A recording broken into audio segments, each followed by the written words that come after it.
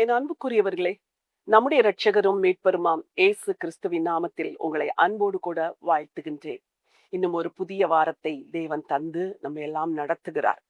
இந்த உலக வாழ்க்கையில் மனிதன் சந்திக்கிற பிரச்சனைகள் ஏராளம். ஆனால் இந்த ஏராளமான பிரச்சனைகளுக்கு மத்தியிலே மனிதனுடைய ஒவ்வொரு சிறிய பெரிய பிரச்சனைகளையும் அவன் வாழ்வின் நிகழ்வுகளையும் கண்காணிக்கிற ஒரு தேவனும் உதவி செய்கிற ஒரு ஆண்டவரும் இருக்கிறார் என்ற ஒரு செய்திதான் முழு மனுக்குலத்திற்கும் நற்செய்தி.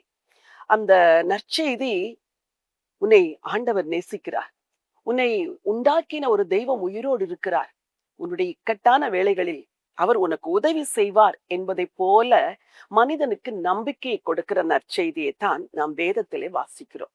சரி, இந்த மனிதனுடைய இந்த ஆசீர்வாதங்கள் எங்கே துவங்குகிறது என்றால், ஒரு மனிதன் தன்னை உண்டாக்கின தேவனிடத்தில் வந்து நின்று, நான் ஒரு பாவி, என் பாவங்களை மன்னியும், உம்முடைய குமாரனாகிய இயேசு கிறிஸ்துவின் இரத்தத்தினால் என்னை கழுவும் மன்னியும் என்று என்றைக்கு மன்னிப்பு கேட்கிறார்களோ, அந்த மன்னிப்பை கேட்கும் பொழுது அந்த ஆசீர்வாதத்தின் படிகள் துவங்குகிறது. லூக்கா எழுதின சுவிசேஷம் 7ஆம் அதிகாரத்தில் ஒரு வேத பகுதியை வாசிக்க விரும்புகிறேன். லூக்கா எழுதின சுவிசேஷம் 7ஆம் அதிகாரம் வசனம் 41, 42. ஒருவனிடத்தில் 2 பேர் கடன் பட்டிருந்தார்கள். ஒருவன் 500 வெள்ளிக்காசும் மற்றவன் 50 வெள்ளிக்காசும் கொடுக்க வேண்டியதாய் இருந்தது.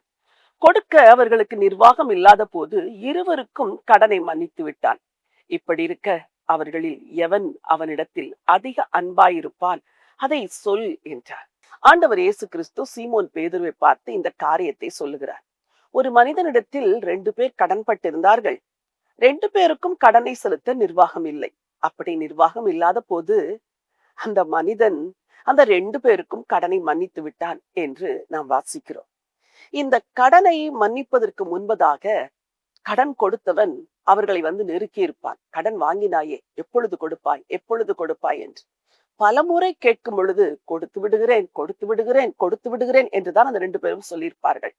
ஆனால் ஒரு சூழ்நிலைமையில் என்னால் கொடுக்க முடியாது என்று சொல்லி அவனுடைய பாதத்தில் கூட விழுந்திருப்பார்கள். அவன் பார்க்கிறான், இவனிடத்தில் இனிமேல் நெருக்குவதினால் ஒரு பலனும் இல்லை என்று சொல்லி 2 பேருக்கும் கடனை மன்னித்து விடுகிறான். அது ஒரு பெரிய தொகை. ஒருவன் 500 வெள்ளிக்காசு, இன்னொருவன் 50 வெள்ளிக்காசு. 500 வெள்ளிக்காசு என்பது அந்நாட்களில் மிகப்பெரிய ஒரு மதிப்பு. இரட்சகர் இயேசுவை 30 வெள்ளிக்காசுக்கு யூதாஸ் காட்டி கொடுத்தான். அப்படி என்றால் 500 வெள்ளிக்காசு என்பது மிகப்பெரிய ஒரு தொகை. சரி, வசனம் சொல்கிறது, கொடுக்க நிர்வாகம் இல்லாத போது, இனிமேல் முடியாது என்று தெரிந்தவுடன் 2 பேரும் அவனிடத்தில் வந்து வருந்தி தாழ்த்தி தங்களை மன்னிக்கும்படி கேட்கிறார்கள். கொஞ்சம் கடன் கொடுத்தவனுக்கு அவன் மன்னித்தான், அதிக கடன் யாருக்கு கொடுத்தானோ அவனை அவன் மன்னிக்கவில்லை என்று வேதம் சொல்லவில்லை. இருவருக்கும் கடனை மன்னித்து விட்டார்.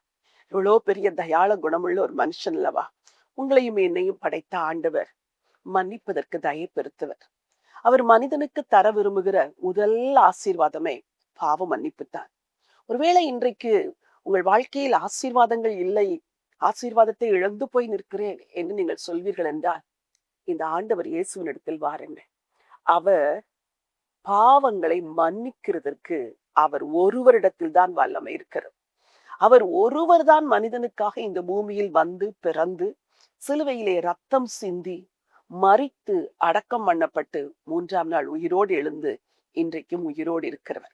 இந்த இயேசு கிறிஸ்துவனிடத்தில் வந்து, என் பாவங்களை விடுவதற்கு எனக்கு பலன் இல்லை, என் பாவ மன்னிப்பு கிடைக்க வேண்டும் என்று நான் எங்கெல்லாமோ அலைந்து திரிந்தேன், எங்கும் எனக்கு நிம்மதி கிடைக்கவில்லை, ஆண்டவர் இயேசுவே என் பாவங்களை மன்னியும் என்று சொல்லி கேட்கும் பொழுது, என் அன்பு சகோதரனே, உங்கள் பாவங்களை மன்னிப்பார். அன்பு சகோதரி, உங்கள் பாவங்களை மன்னிப்பார். பாவங்கள் மன்னிக்கப்படுவது என்பது உங்கள் மேல் சுமத்தப்பட்ட மிகப்பெரிய சுமையை உங்கள் தலையில் இருந்து கீழே தள்ளி விடுவதை போன்றது. அநேகர் இன்னும் வாழ்க்கையில் அந்த பார சுமையை சுமந்து கொண்டுதான் இருக்கிறீர்கள்.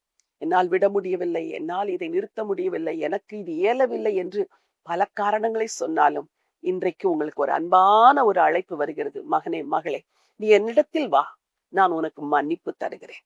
இந்த ஆண்டவர் இயேசு தருகிற விசேஷித்த ஆசீர்வாதம் பாவ மன்னிப்பு. இன்றைக்கு அந்த ஆசீர்வாதத்தை அவர் உங்களுக்கு தர விரும்புகிறார். வசனம் சொல்கிறது, இருவருக்கும் கடனை மன்னித்து விட்டான். எவ்வளவு பெரிய உள்ளம்! நீங்கள் செய்த துரோகம் மிகப்பெரியது. நீங்கள் வாழ்ந்த பாவ வாழ்க்கை நாற்றம் நிறைந்தது. நீங்கள் செய்த கொடுமை மகா பெரியது. உங்கள் குடும்பத்தில் நீங்கள் இழைத்த தீங்குகள் மிகப்பெரியது. நீங்கள் ஏமாற்றிய மக்கள் ஏராளம். நீங்கள் பறித்து கொண்ட பணம் ஏராளம். ஆனால் இந்த இரட்சகர் இயேசுவினிடத்தில் வரும் பொழுது நீங்கள் எப்படிப்பட்ட பாவங்களை செய்தவர்களாய் இருந்தாலும் உங்களுக்கு மன்னிப்பு தருகிறார். இந்த லெந்து காலங்களில் இந்த மன்னிப்பு தருகிற இயேசுவை நோக்கி பாருங்கள். உங்கள் பாவங்கள் மன்னிக்கப்படும். புதிய வாழ்வை உங்களுக்கு தருவார். உங்களுக்காக நான் ஜெபிக்க விரும்புகிறேன். அன்பின் ஆண்டவரே, பரலோகத்தின் தேவனே, ஒருவனிடத்தில் 2 பேர் கடன் பட்டிருந்தார்கள். செலுத்த நிர்வாகம் இல்லாத போது 2 பேருக்கும் அவன் கடனை மன்னித்து விட்டான் என்று நாங்கள் வாசிக்கிறோமே.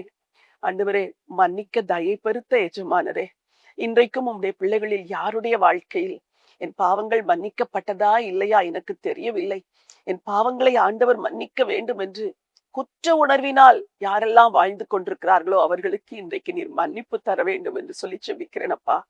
மனுஷனுக்கு நீர் தருகிற விலையேற பெற்ற ஆனால் இலவசமான பரிசு பாவ மன்னிப்பு தானே.